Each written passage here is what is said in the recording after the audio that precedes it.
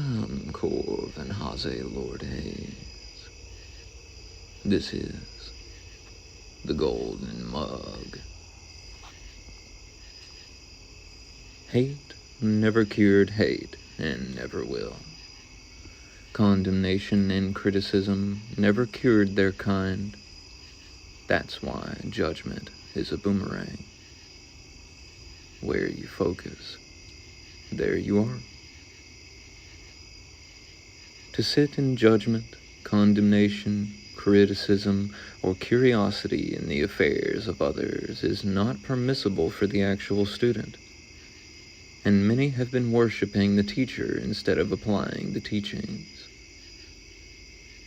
So if you have ceased to be a student, then what are you? Imagine someone is trying to teach you how to garden, so that you can feed yourself and your family. But you're not listening. You're just kissing their feet. And when it's time for them to leave, you starve. And so it is with the things of spirit. The teacher is not the meal, only the menu. The words are not the water, only the cup. If you clutch the cup and never drink, the thirst remains. The true student learns to hear with their presence, not their ears. They do not worship the messenger, for they have seen the message. They do not cling to the form, for they have felt the essence. They bow only to the light within themselves, and in that bowing rise higher than any idol could lift them. To learn is to remember that you already knew. To serve is to reveal that you already are. And to love, truly love, is to let others walk their path without needing to prove that yours is better. Your attention is so powerful. Some would have you believe it is not, and yet, if you believe you are powerless, so you are. Words and feeling are power. Some believe they are not, as another had used their power on them. If words were not power, you would not even need to be deaf for them to do nothing at all. So few, it would seem, are taught the power of the voice, inner voice, imagination, and belief, and yet they go around casting fences up in their own imagination, saying things like, I will never find love. I will never have friends. Life's a bitch and then you suck. I say, remind yourselves every morning, now what my attention is on I become. Where my attention is, there I am. Hate never cured hate, because hate is a teacher too. It shows us what happens when we forget to water our own garden. It shows us the famine that comes from judging instead of growing. So plant again. Water what is real in you. Let the fruit of your own understanding feed the world, for that is the only offering that was ever asked of you. And so, the wise learn to tend their attention like a garden, to pluck out the weeds of fear and complaint, to water gratitude until it blooms wild across the mind. Fear comes from the amygdala, that little tiny almond-shaped bean in the brain. only but a fraction of your entire being. It is a poor master indeed, more of a minion, a butler to inform you when someone is knocking at the door. But to let it be your master is to give up the reins of your sovereignty to a minion. Because free will is a choice, you are allowed full reign to hand the reins of your being over to the amygdala, to fear, and let it be your master, or simply to take it as a reminder to redirect your focus on something better. The catch-22 is this: to hand the reins of your being over to fear, to allow it to become your master, is to put up great blinders and to peer through only but a pinpoint of focus, opening yourself to so much danger, thereby keeping yourself in a cycle of fear. Worse still is to grip those thorns of fear in anger, trying to squeeze them dry of life, only to find the net you cast in fear closing in on yourself, its very spines turning back upon you. Attention is the doorway through which creation hears you. It is your signature in the field of becoming.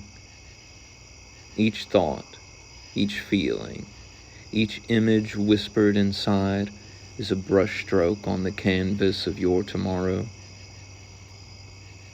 So many live as if they were powerless spectators, forgetting that they are the stage, the actor, and the light.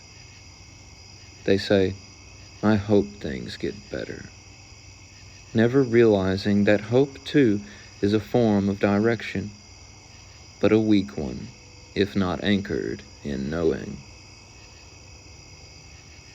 You are not here to beg from life. You are here to declare to life.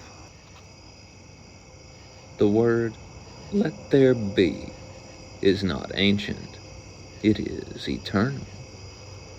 Spoken again each time you choose what you will dwell upon. When you say, "I am lost," the universe agrees. When you say, "I am found," the universe agrees. When you say, "I am becoming," the universe moves the stars aside to make room for your unfolding. Do you not see? The results speak for themselves. Are you not happy? At peace? Do you feel belonging? Do you feel purpose? Ask yourself what things you say to yourself in a day, and what things you whisper as you close your eyes for sleep. You may say, "But what of those that suffer elsewhere, as I ignore the stillness in my own home?" And I say, the path to awakening does not look the same for everyone. And again, it cannot be your province to judge another, for you know not the forces that act on another, nor the conditions. You only know the angle from which you see it, and the angle is not the full picture. But you can see and feel what is occurring in your world, and you can act accordingly here. Further still, if you were the one that was suffering, would you want another to meet you in that torment with the same look of desperation on their face? Or would you wish for them to draw you out of that atmosphere with something better? Many, it would seem, clutch desperately the thorns of their fear until they blister into anger, But then once the storm is over, they know not what else to do, for they had not practiced appreciation and gratitude. There are those who do not come home to peace and stillness, but rather rattling windows and slamming doors. They care not for the peace in another's home. All they want is for peace and stillness of their own. Where you focus, there you are. It is not superstition, it is law. The tongue and the thought are the twin lightning rods of creation. Every phrase you utter in earnest charges the atmosphere of your being.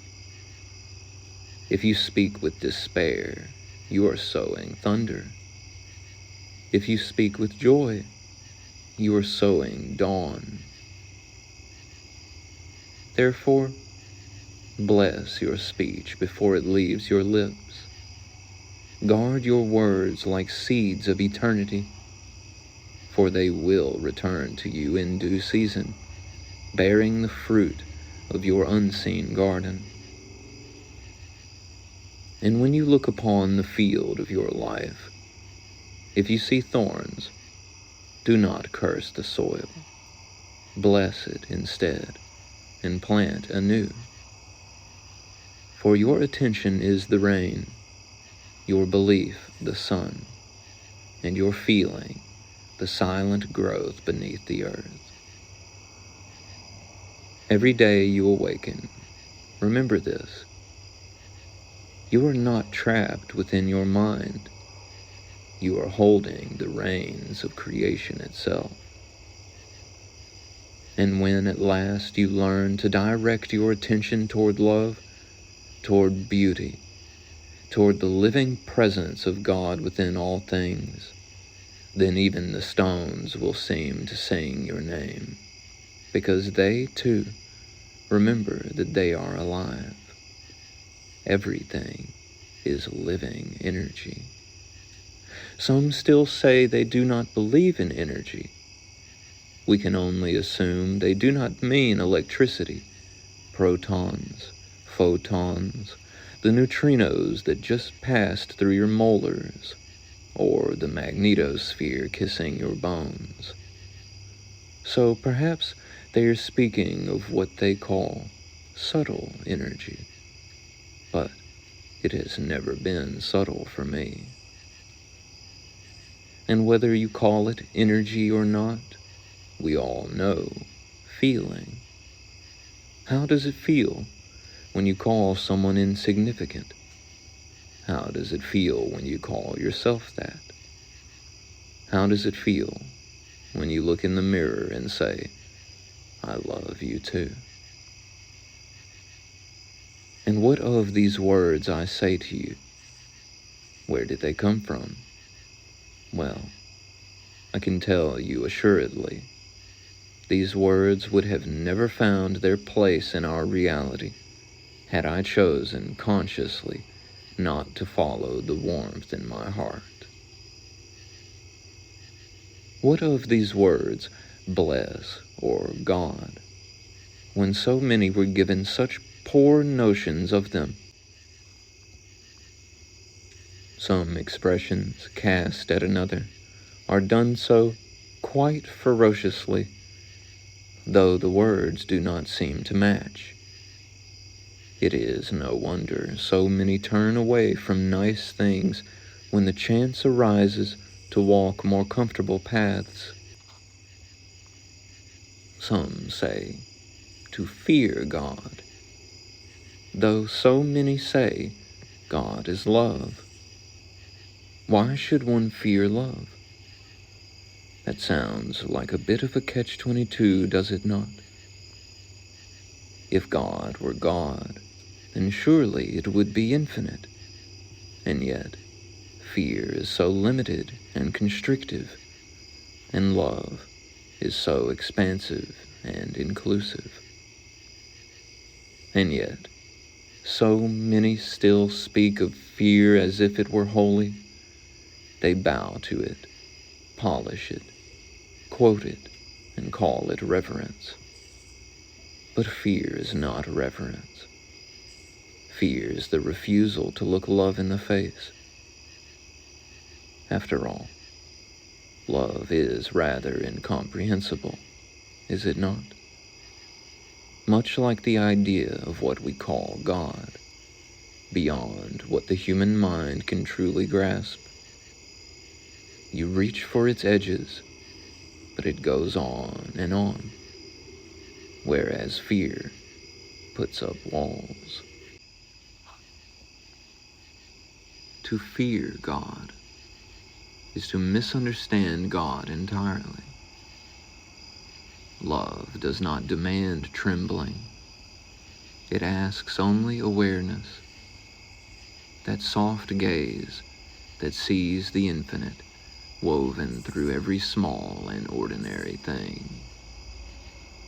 It is not the thunder that sanctifies the heart, but the stillness that follows when you finally stop running.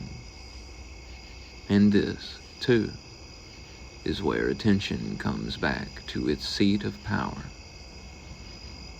For whatever you adore, you empower. Whatever you condemn, you feed. You cannot curse a thing without first giving it your focus. That is why judgment is a boomerang. It always returns to the hand that threw it. So, bless instead. Bless even what you do not understand. For blessing lifts your own vibration out of the quarrel. To bless is to look through illusion until only the light remains. This light, this living energy, moves through every stone, every breath, every word. It hums behind the face of matter, singing, I am, in every form that ever was. Call it energy, spirit, vibration, or simply feeling. Whatever the name, you already know it. It's the warmth that fills your chest when you forgive, the ache that tightens when you lie, the flutter that arrives when truth draws near. So watch what you speak, for every word is a seed. You are not just describing the world, you are designing it. When you say, I can't, you have already begun building the walls. When you say, I can, you have already opened the door. Even the quiet murmur of your inner voice reaches further than you think. Each unspoken thought ripples outward, meeting others in the great unseen network of being. This is why your attention matters. It is not some abstract moral lesson. It is basic physics of the soul. And if you look closely, you will see that everyone you meet is also practicing. Each soul learning, forgetting, and remembering in turn. So be gentle. Even those lost in ignorance are only asleep within the dream of their own power. You were there once, too, before you knew how to tend your garden. The remedy has always been the same.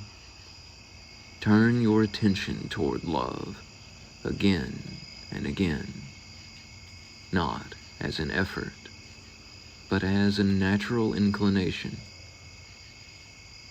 Love is the gravity that draws everything home.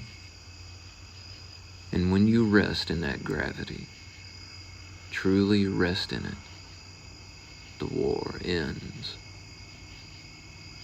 For there is no battle between light and dark. There is only the light's forgetting of itself, and the moment it remembers, darkness ceases to exist. So wake gently, speak kindly, imagine beautifully, and wherever your attention goes, let it leave behind the fragrance of understanding. Understanding, which is love. For when the stones sing your name, it is not your ego they praise, it is the echo of the Creator in you, finally remembering the sound of its own voice. But now, what of those that use those words, bless and God, in such ferocious ways? How, then, can one mistake that thrashing, ferocious, gripping energy for what they call love, or even for God? Some almost seem to enjoy the confusion, as if they draw a strange power from it. There are those who speak of love but mean ownership, who speak of God but mean domination. They use the language of tenderness as a mask for control. They call their craving passion, their jealousy devotion, and their hunger care. Some, of course, truly do not know better.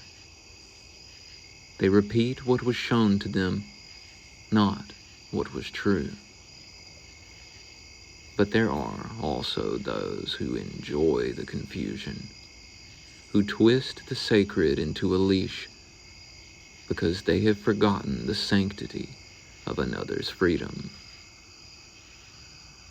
And perhaps because of this, many are afraid to look actual love in the face. Because when someone once said, "I love you," it came through clenched teeth. Because love was used as a weapon, and God as a cage. So they flinch now at the very sound of the words. They brace for impact when kindness approaches. They expect pain from the hand that offers peace.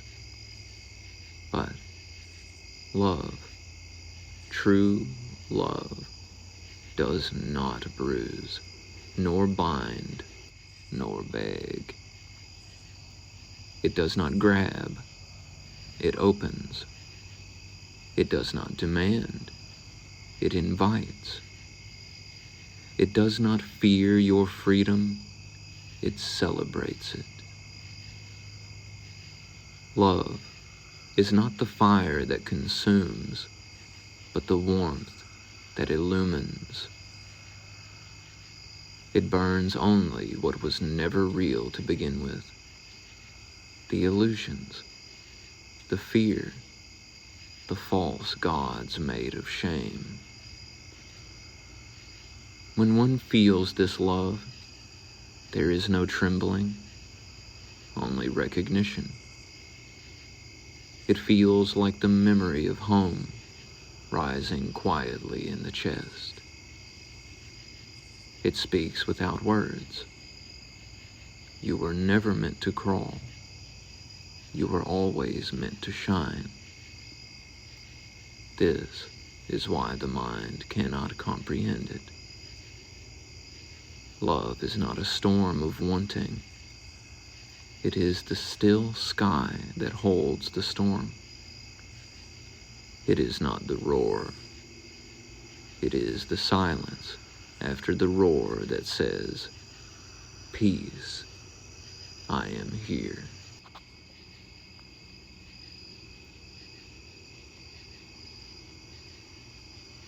And so, I do what I want, not to other people, just what my heart wants me to. Again, hate never cured hate and never will.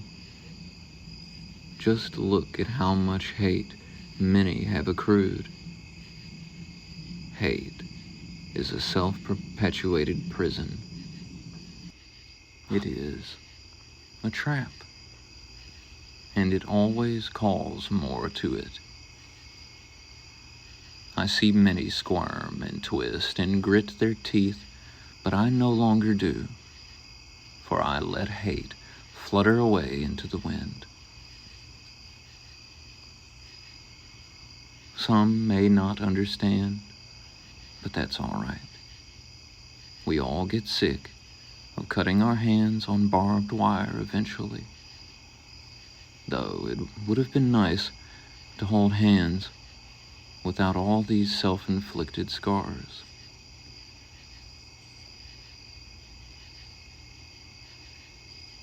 There is a difference between perpetuating violence and self-defense. I say, violence makes more violence, makes more violence, makes more violence. Breaking things in anger is better than breaking your hand on a door. A good rule of thumb: don't kick things that got blood, and people are not things. Animals have feelings too. Some are deaf to knowledge, others are numb to pain.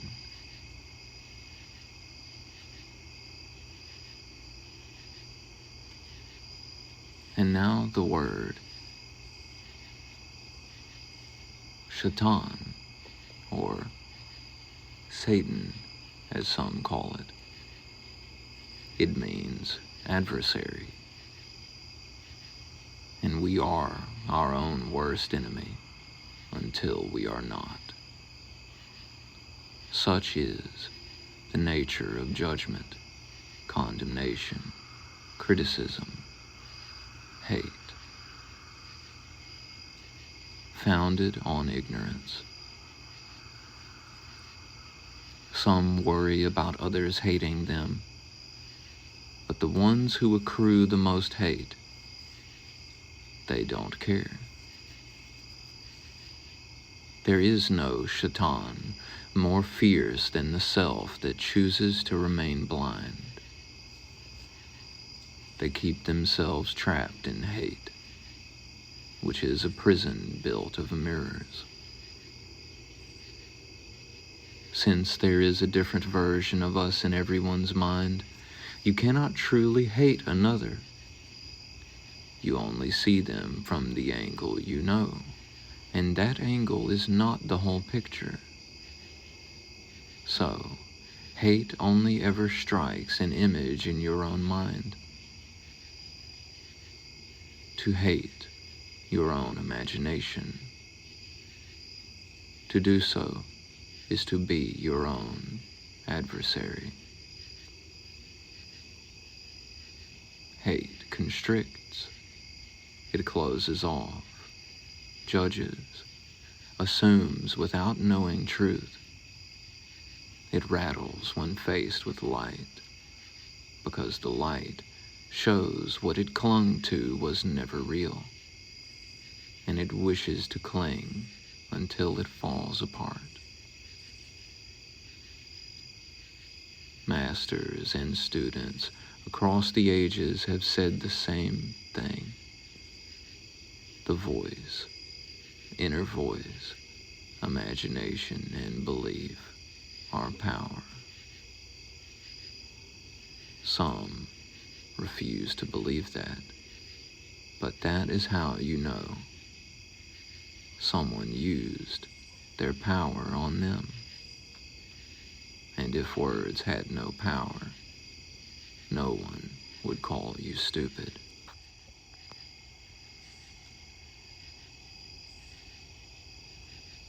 Some say Jesus is the only way to heaven.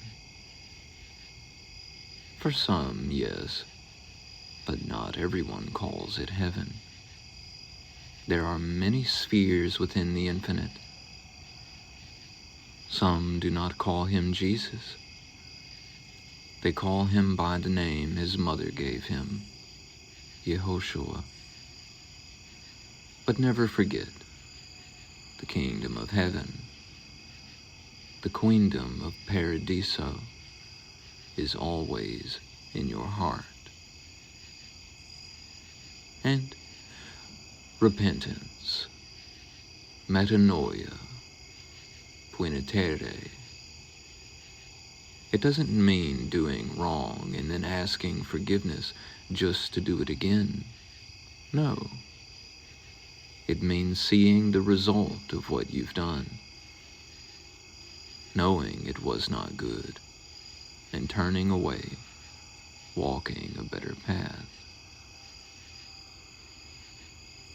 Some are so concerned with sin, but the truest sin, if one wishes to call it that, is to turn away from your own inner truth in favor of ink on paper, worry, or fear.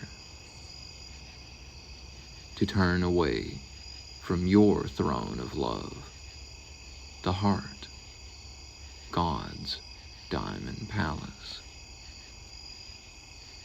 Even more striking, that very book says over and over, do not judge, do not condemn. And yet, how many point their finger and say, you'll burn in hell for that? That is condemnation. And to condemn another is to chain one's own soul. So, I say, let them misunderstand. You have a radiance to uphold, not to hold it up, but simply to glide along the golden bricks of your truth without the weight of others, which is not yours to carry.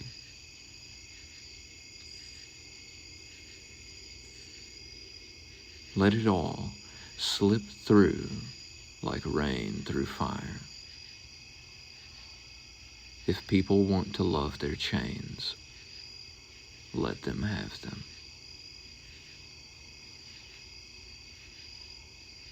The results speak for themselves. Do you feel happy? At peace? Do you feel joy? I do. Peace and joy are my non-negotiables. Some say I need help, but they would have to work very hard to find something better than those. And so, what is the worst sin of all?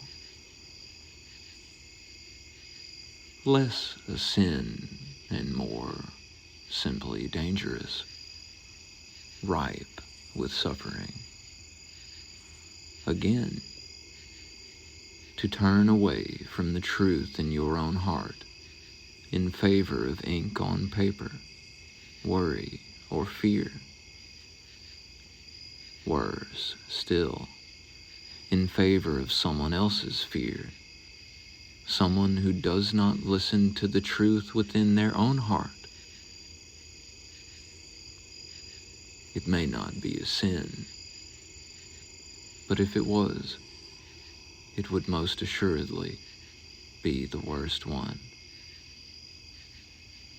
And and more than anything, it is dangerous.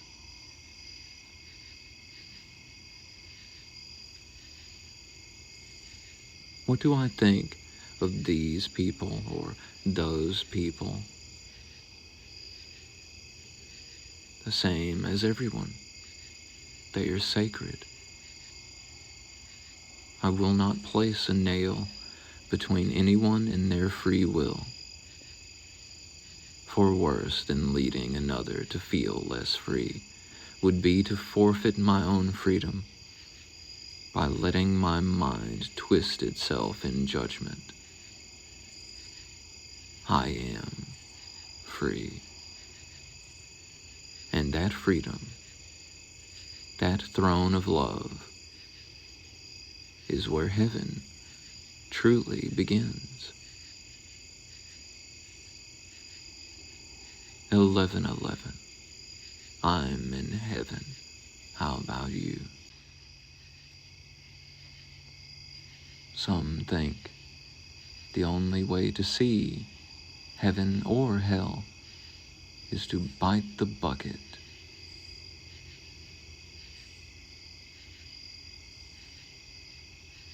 Assuredly, you do not. I have seen hell, and the easiest way to get there is to consciously choose to turn away from the truth in your own heart in favor of ink on paper, worry, or fear. For fear comes from the amygdala, that little tiny almond-shaped bean in the brain, only but a fraction of the entire being. Fear is a poor master. Better a minion, a butler, to inform you when someone is knocking at the door.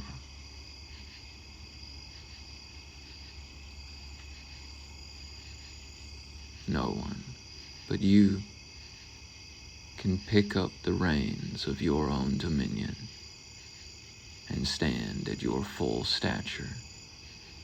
Now, not tomorrow, not when the weather clears up, but by your own command to do what you want, not to other people, but simply what your heart tells you to.